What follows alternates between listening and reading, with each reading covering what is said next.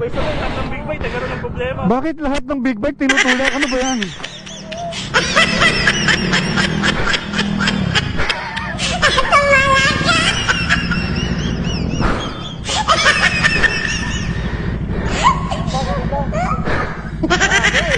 Balik na. Baklot.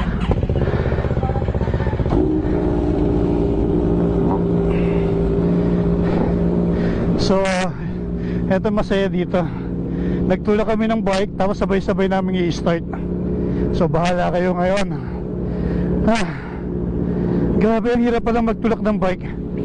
First time ko nagtulak, ang bigat sa akin. Ako lang yung naka-liter bike.